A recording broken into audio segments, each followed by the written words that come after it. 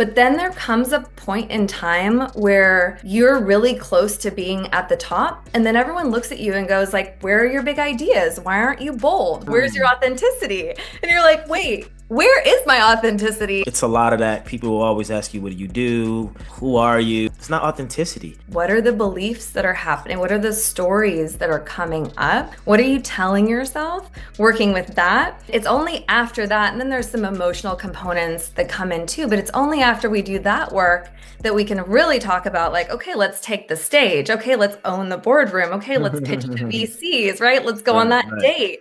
But it's all that is foundational to be able to soften and be in your feminine. I think it's beautiful when women can feel safe in their femininity when they've been so programmed to be in their masculine.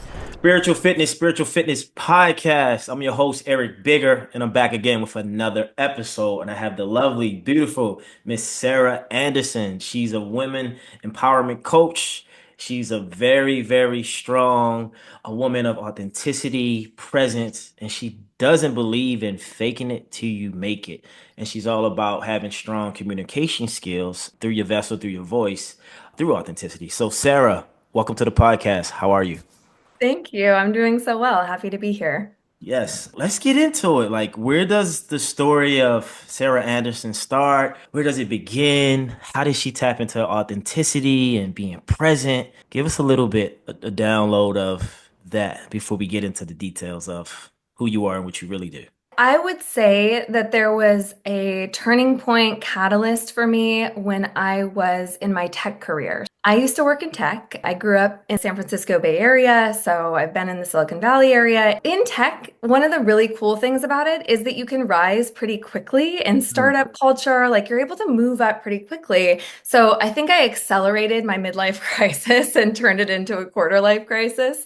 And what I noticed through my burnout, some physical issues I was having through that, I really recognized that I wasn't being completely authentic and I wasn't trying to fake it, but Mhm. I was just really good at being a chameleon to my environment. Once I started to do a lot more personal development work and therapy and all the things, I started to really realize how much I was kind of suppressing my authentic self and how that was maybe not allowing me to connect with other people in the way that I really wanted to, even if I was able to be successful. Right. Why do you think authenticity is so rare in today's world? Why is that? It's scary.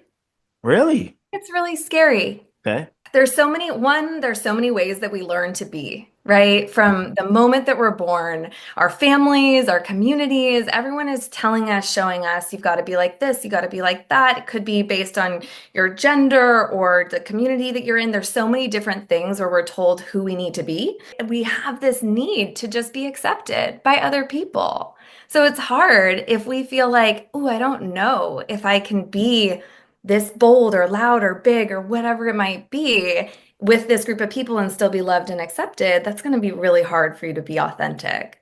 I think I struggled with that for a long time in my personal life and in my professional life because I was wearing a mask. I was trying to appease the audience. I was trying to people please and overgive and overshare because I wanted to be liked, I wanted to be loved. But when I got to the root of it, having success in that phase, I felt empty. And I'm like, why do I feel off? Why do I feel low?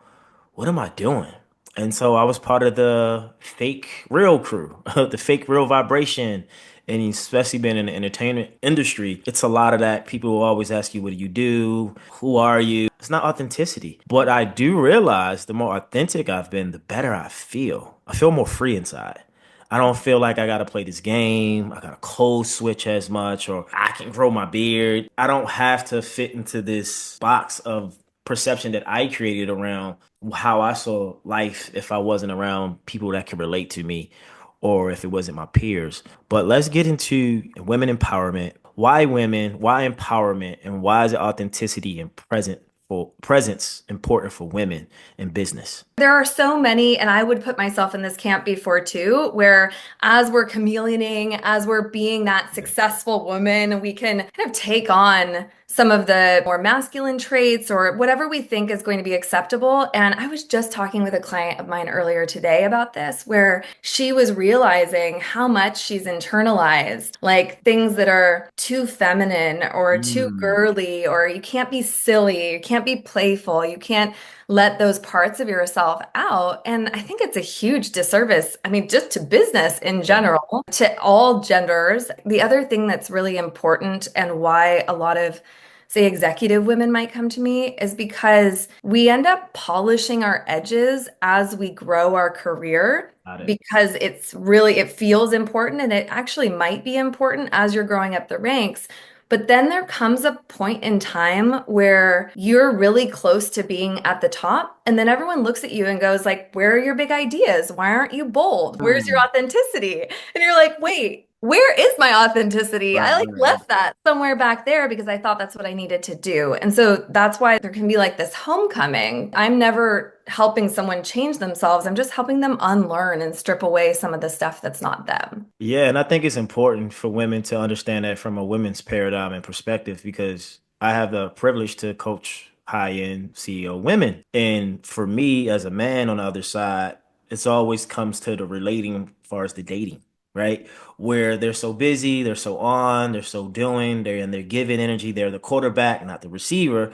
And when it comes to partners, they're usually attracting people or men, I can't say needy, but want a lot of their time, who are not as busy. It's frustrating because they're programmed and conditioned themselves to be on, to be in their masculine, but then they don't have time for the femininity when it comes to the love that they want to call in. And so it's this disconnect where like I have all this power, I have all this say so, I have all this control, I have all this just organization of what I created, but I don't have time for what I really yearn for deep down. Because Mhm. when they're by themselves and they have all the millions in the bank account, all the success, they're in tears because they just want love. If they're not in their feminine when it comes to partnership or relationship, how do you get them to feel safe in their nervous system to allow, to trust, to surrender and let go? Because I believe for any woman and for any man, no matter what energy you in, when you let the other energy come in and fulfill, you actually amplify the business. You amplify your authenticity. You amplify your presence. You amplify your structure and your organizational skills because you're allowing that love to flow through you to help everything you're doing, especially in business. How do you help women get in their femininity from a woman's perspective? I'm just curious. This is such a good topic. And I don't specifically help on the love side, but I would Right. say that some of my biggest fans are actually the partners of my clients because they see the shifts that happen, even though we're mostly focused on career and business. I use what I call the resonance method. It's Oh, something that I've come up with over time of working with clients. It is a combination, like you said, of nervous system. So, of really understanding and being able to have more mastery over your nervous system and recognizing what I do end up teaching. I teach relational dynamics, I teach communication, but I tell my clients if I tell you like the tricks or here's how to stand or here's how to speak or here's what to say, it's not going to land, it's not going to work if you don't work on the nervous system first. So, that's why we bring in the awareness. When you walk into that boardroom or when you walk onto a date, what's happening in your body? yeah. What are you feeling? Are you activated? Because if you're super activated, you're not going to be able to have access to your prefrontal cortex in the way that you need Mm, to think clearly. So it's like we start with that and then we move on. I know you're into mindset too. Then we move into like, what are the beliefs that are happening? What are the stories that are coming up? What are you telling yourself? Working with that. It's only after that, and then there's some emotional components that come in too, but it's only after we do that work that we can really talk about like, okay, let's take the stage. Okay, let's own the boardroom. Okay, let's pitch to right, VCs, right? Let's go on that right. date. But it's all that is foundational to be able to soften and be in your feminine. Yeah, and it's so beautiful to see the dynamic of a woman in her feminine and her masculine, where she knows when to take control and get things done, but she also knows how to be soft and receive and allow. Because the balance of that, for me, I call it the power and nurturing component of, I would say, the divine union within a woman, the wholesome of a woman, the whole spectrum. She's all the things. She's not just one thing, right? Because I don't believe in that. But I think it's beautiful when women can feel safe in their femininity when they've been so programmed to be in their masculine. I did have a client recently. I was spending time with her at her house. One thing we're working on is her rest. And she's like, I just never have enough time. She's a high-end CEO. She's busy. She has a bunch of employees. She has kids. And I noticed, I said, that's just so interesting. You do have time. We just spent 2 hours. I was like, I think you might have a hard time being still and not doing anything. So I gave her this exercise. I said, for 10 minutes, 3 days a week, I just want you to sit still for 10 minutes. Don't look at your phone.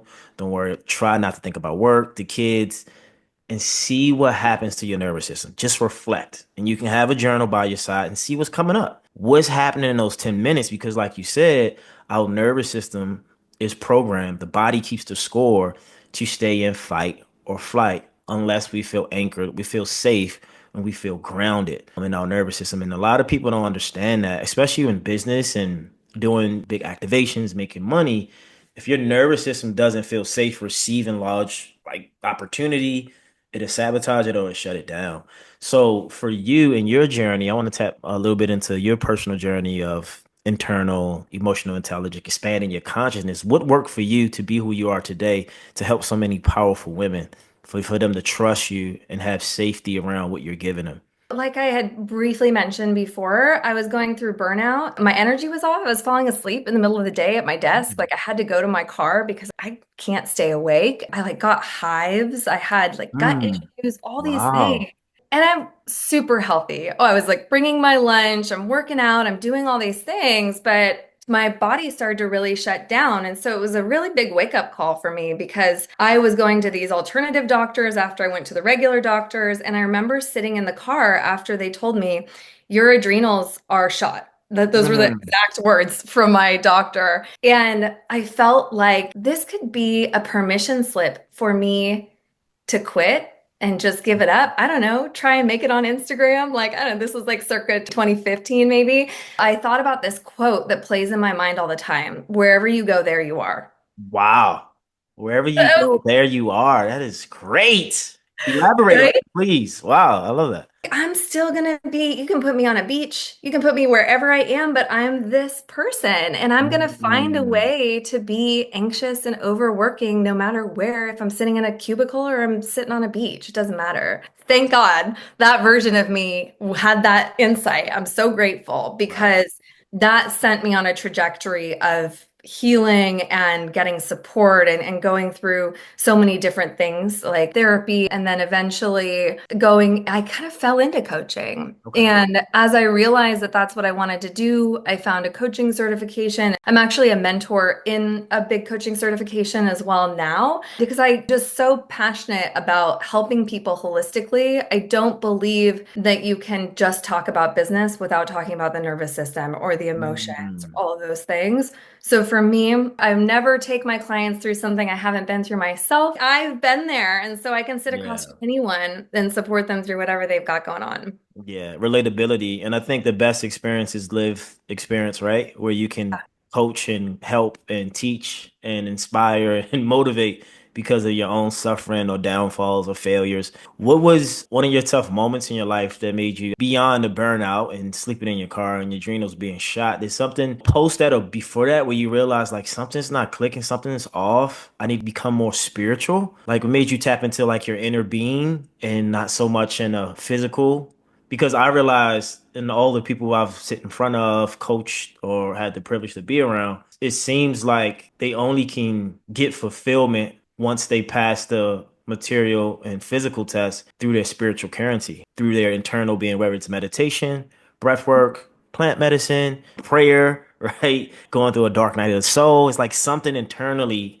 the intangible gifts of life even amplify, get activated, or things shift. What was that like for you? I did have that moment that I just spoke to where I noticed that I needed to change something. There was also a realization that I needed to own what I wanted to Mm, because everything looked really good from the outside. It looked great. And that's like the golden handcuffs. It's like, oh man, it's hard to walk away from like a big tech salary and things that I know other people really want, but they're just mhm. not for me.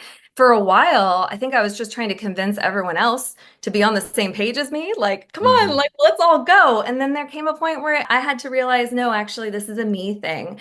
I did like a 2-year mindfulness certification, not even because I wanted to be a mindfulness teacher. It didn't make any sense to me. It was a total intuitive decision. I was like, something is here for me. I don't know. And so I did that. I have done MDMA psychotherapy. It's where you work with licensed therapists, or sometimes it might just be a practitioner, but in my case, a licensed therapist. You work with them beforehand, you have sessions with them, and then you actually go through like a medicine journey with them. There have been a lot of different trials around this with veterans, around PTSD, around anxiety, around a lot of different things. It's a very effective medium for reconnecting to yourself, opening your heart. It actually has done wonders for me. I don't talk about it often, but it's something that's been a big part of my journey for sure. Yeah, and I think it's important for, business leaders or executive coaches to give people a little bit of the medicine that we take in to be where we are. Because it happened to me when I was in Peru last summer. I did 2 trips of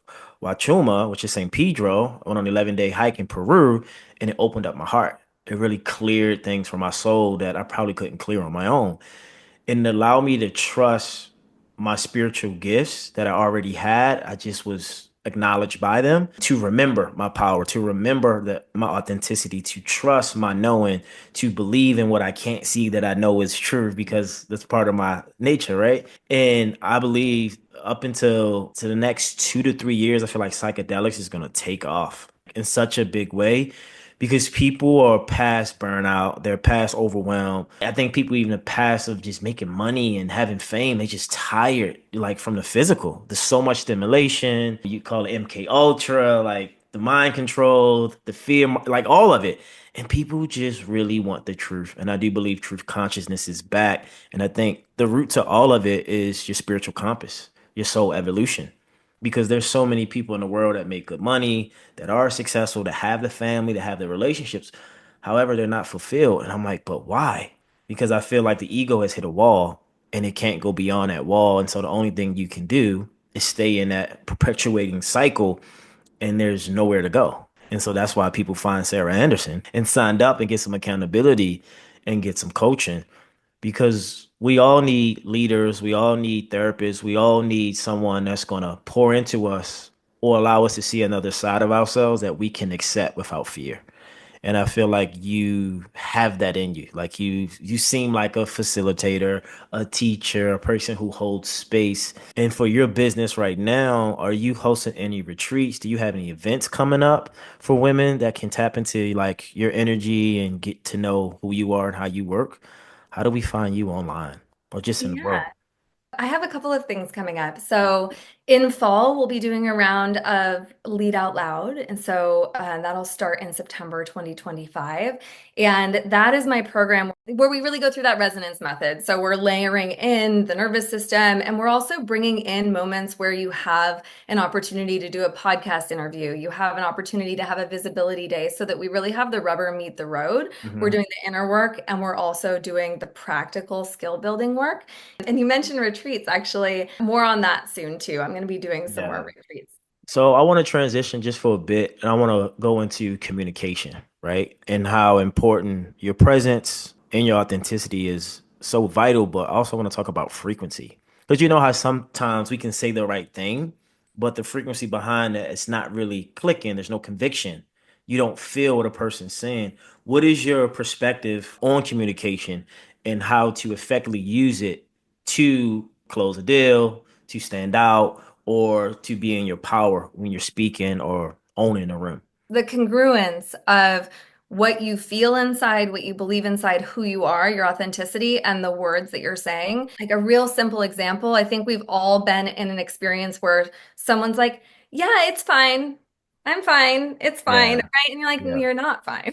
right. It's not fine. Tell me what's going on. The problem with being incongruent, especially in a professional setting, we're talking about making deals, we're talking about managing teams, is that it actually creates a sense of unsafety with the Mm, person that we're speaking with.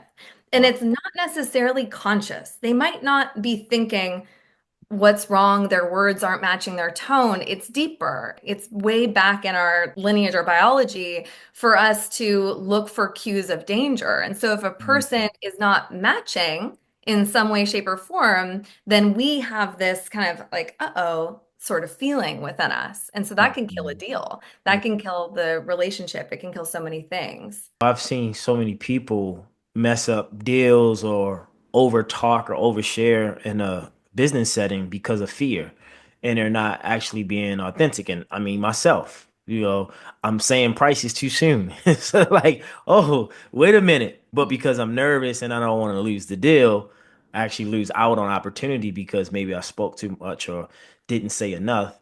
But I do believe when we talk about authenticity and presence, I think the deeper layer to that is intimacy, right? And dealing with so many clients, whether it's through getting through divorce or dating or just relating to the other, gender, I feel in most people there's a lack or a fear of being truly intimate in a situation. And when I say intimate, like eye contact, asking empowering questions, trusting what especially women, clients, they know so much. I had three clients who were recently divorced, told me when they first got married, they knew they shouldn't have married their partner. And I'm like, but why did you do it? And he's like, I don't know. I just thought it was right, dude. I didn't. And I'm like, wow. So how many other women out there are not trusting their gut, their instincts, their intuition, that having discernment around those things, and what's keeping them from doing that, right? And it could a lot to be about you don't want to disappoint the partner, you don't want to disappoint the business person, especially for men. Not all of us, but I would say the majority. We're so afraid to be in our hearts, and we're so afraid to be vulnerable about what we feel because of rejection, because of judgment, and because we don't really want to be seen. Where do you think intimacy plays within an individual, within themselves, especially for women when it comes to business? I've been thinking about lately, this phrase that plays in my head is everyone wants exposure, but nobody wants to feel exposed. It is like wanting what you want. It's about being honest with yourself. Like as a society, we really value intellect, right? Yeah, We yeah, value we do. the mind. We're Yeah, like, okay, this looks smart. I'm making good decisions. Don't I look good? yeah. Versus when our heart is sometimes our heart doesn't win. The women you're talking about, their hearts are like, no. And then their minds are like, well, but you've already been in the relationship. And how old are you? And do you want to have kids? And your mom likes him. It's that like Hmm. good or bad checklist versus like just being like, I don't know. It doesn't make sense, but I'm just going to do this instead. Interesting because I have a client right now who's grieving a divorce. I mean, 21 years, and the daughter is 17. Dad just moved out, got a place on his own. She went to go move with the dad. The mom is upset. And so I was telling her, I said, I think what's really happening on a deeper level is that not only you're grieving a loss, but you're grieving your identity. Your identity is changing. Yeah. Yeah, you are a wife, you are a mom, but things are different and you're having separation and there's some anger, but it's okay. This is part of your life. This is part of your new cycle for you to go to another side because I said, remember what you told me 6 months ago, the life you want. Now it's time for you to own that within yourself and not sabotage or push it away because of the reality that's shaping for this life to come in. Right? I really think as individuals that we can just be really honest and own our honesty with integrity, be intimate about it in a way that's going to benefit both parties and say, look, I love this. I love our life together. I love our partnership, but I feel like we've outgrown each other and I do want to move on. I don't want to waste your time. I don't want you to waste my time. And the best thing I can do is to be honest and be open and be vulnerable. But if I stay and be cordial and go along, I'm gonna have resentment. You're not gonna know, and then I'm gonna blame it on you, right? Instead of just expressing where I'm at to see where it goes, because then a person, well, I've been feeling that way as well. Thank you for saying that. How do we make this work? Okay, cool. I got a 6 month plan, right? Whether this is a job, marriage, dating, friendship, I think this is where we get intimate with each other and say, and we be authentic and we have presence with diplomacy and love to make the relationship beyond this even better. And each partner even grows individually because we came from a place of intimacy, love, and truth. And we did it in a way that it wasn't fear involved, no resistance. So I'm just excited that you are who you are, that you coach and empower so many women. I feel like, is there a TED Talk? Is there a book coming out for you? I feel like there has to be more than just coaching through your vessel that you offer. Is that something else that you might be working on that we don't know about? I'm just curious. Because I've been a behind the scenes person for a while now. Like I don't have a big following online. I've been more of the ace in the back pocket, referral through referral, kind of behind closed Yeah. doors. But I'm really excited to get out there. So Yeah. yeah, stay tuned. I have What, plans. from your perspective, when you think about spiritual fitness, what does that mean to you? I think it means coming back home over Mm. and over again Wow. to yourself, but also to your connection to all of it, to your oneness. And I think that it can be as hard as getting yourself to the gym sometimes because, like we talked about, it's not always valued. Or if you're a high achiever, which Yeah. I would consider myself to be, Yeah. sometimes you forget, or sometimes I forget. Sometimes I'm like, I got to just get these things done. And I forget that actually taking that time to meditate or taking that time to come home to myself or to put on some music and dance There we is go. going to be the thing that's going to actually help me be whole and do the work I need to do in the world too. Yeah. Come back home to yourself. People, you heard that. Spiritual fitness from Sara Anderson. Come back home to yourself. Connect to that heart. Get out of the mind. Drop into the body. Receive the insights. Receive the downloads. Sarah, before we leave, where can we find you? Can you drop your website, Instagram, LinkedIn, all the platforms that we can see you and find you on? Yes, LinkedIn, Sara Anderson Coaching, Instagram, Sarah.Anderson with a triple underscore. I'm a Sarah without an H on my name. That's relevant. In my website, sarahanderson.co. There it is. Sarah, thank you for your time. Thank you for your insight. Thank you for the intellect. And thank you for sharing all your spiritual gems that we don't know, but now we know. And I look forward to seeing you everywhere in the visibility of social media. I see a TED Talk, I see books, I see speeches, I see it all. But thank you. That was great. Spiritual fitness, guys. Subscribe to the podcast. Go to YouTube. Connect with me on Instagram at Eric Bigger. DM me. And if you like this episode, tag me in it. Share your comments. Let's connect. We're out. Peace and love.